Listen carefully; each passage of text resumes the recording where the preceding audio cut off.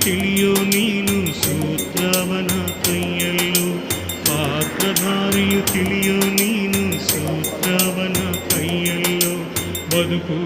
ನಿನ್ನಂತೆ